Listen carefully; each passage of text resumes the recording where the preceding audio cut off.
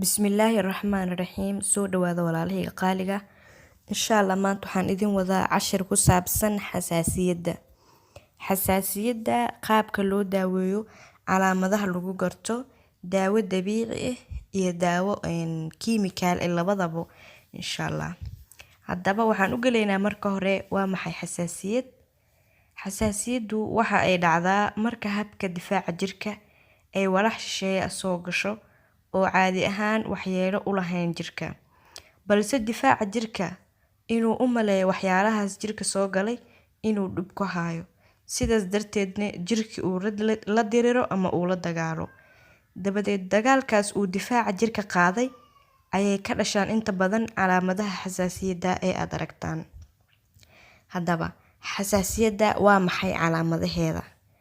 Calaamadaha xasaasiyadda waxaa waaye cuncun sanka iyo indhaha ah, diif kulul iyo ilmo kulul, sidoo kale jirka oo cuncuna, qofka oo xoqo kadibna dhiig imaado.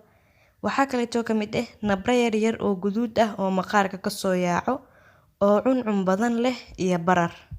Waxaa kaleeto ka mid ah barar sanka ah, carabka iyo indhaha. Waxaa kaleeto ka mid ah calaamadaha xasaasiyadda hindhiso fara badan ama qoftoo neefta dhibta.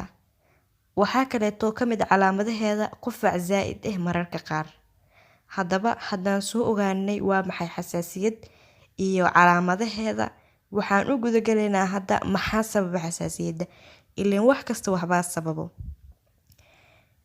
Cilmi baarayaashu weli ma cadeynin waxa sababa xasaasiyadda oo weli wax cad ma aha, laakiin waxaa jirto habka difaaca uu u sababa falcelin xasaasiyad waxyaalaha caadiga ah ee jirka soo galaan. Yacni cilmi baarayaashu weli ma cadeynin sheygaas xasaasiyad keena lama dhihin, laakiin waxaa jiro waxyaalaha xasaasiyadda kiciyo. Hiddo-wadayaasha waalidiinta ama dhaxalka ayaa keento.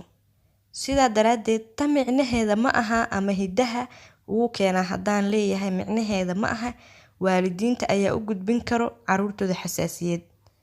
Yacni xasaasiyadda waa la kala dhaxlaa. Haddii la kala dhaxlo, tusaale ahaan hadda hooyada ayaa xasaasiyad qabtay, waxay ku qabtay xasaasiyadda digir. Adii micnaheeda ma aha inaad adna xasaasiyadda digir ku qaadayso, laakiin adina waxaa jaanis u gali kartaa inaa xasaasiyad kugu dhacdo, laakiin xasaasiyadda isla digirta inaa ku qaado shardi ma aha. Waxyaalo kale ayaad ku qaadi kartaa. Marka taasna waa taas oo dhaxal ayaa keeni karo.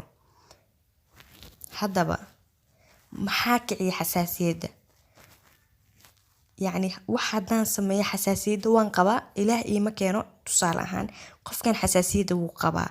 Hadduu qabo xasaasiyadda waqtiyaalay kacdaa, waqti gaaray kacdaa. Marka maxaa ku kicin karo qofka? Waxyaalo badan ayaa kicin karo. Qodob ugu horeeya waxaa waa cayayaanka.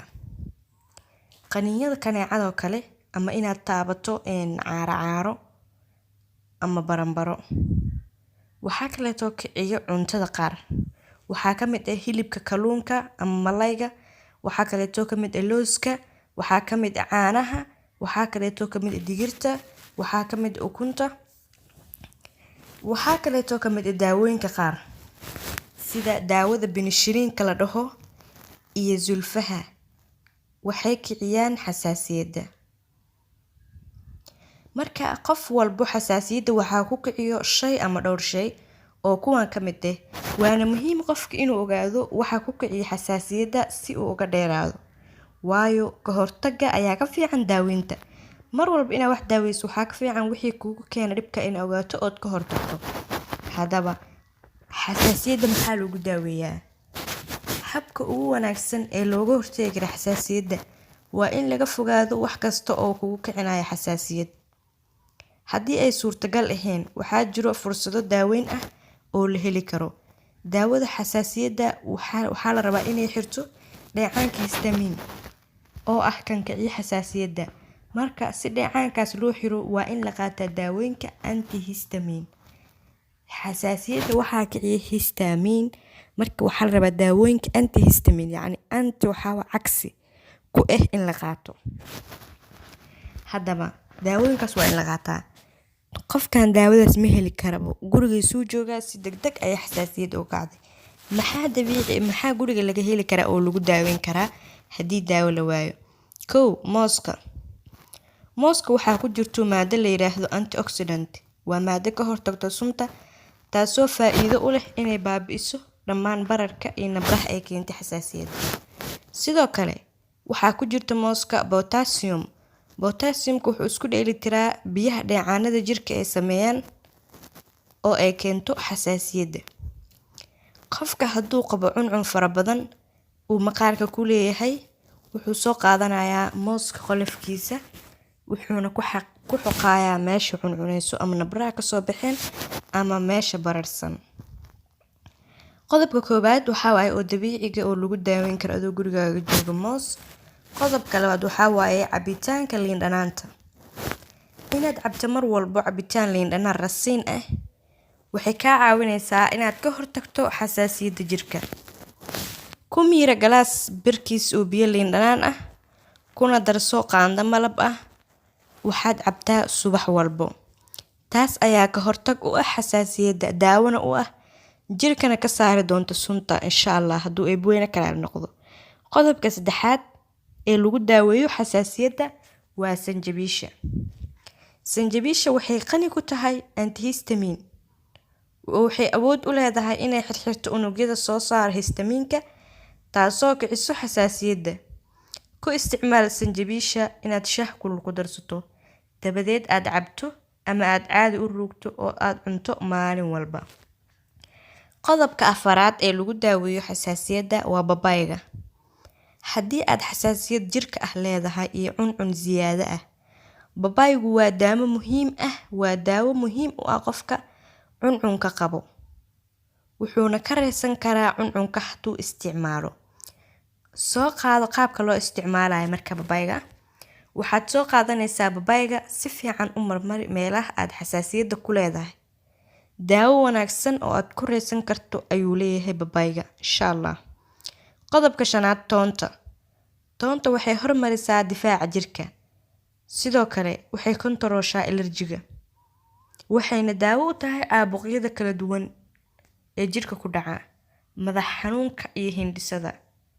Xoogaa toon ah iyo caano isku kululeyso kadib cab maalin walbo ilaa intaad ka reesanayso ama aad ka caafimaadayso.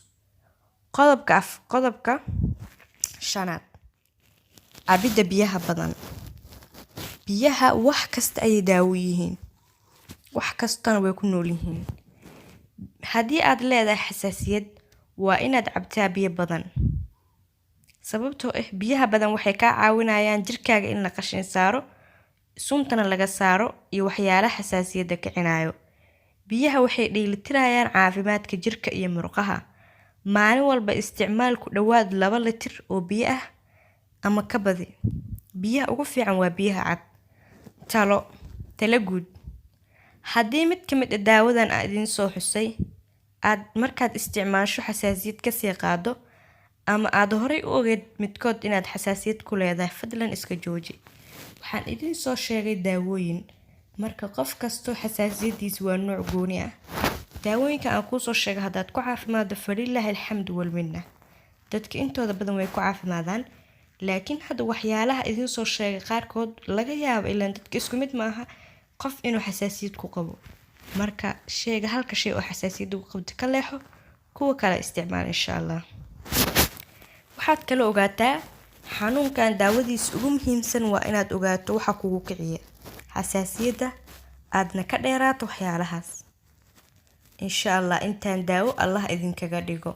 waa ku mahadsantihiin waqtigiina. Assalaamu calaykum waraxmatullaahi wabarakaatuh. fi amaanillah.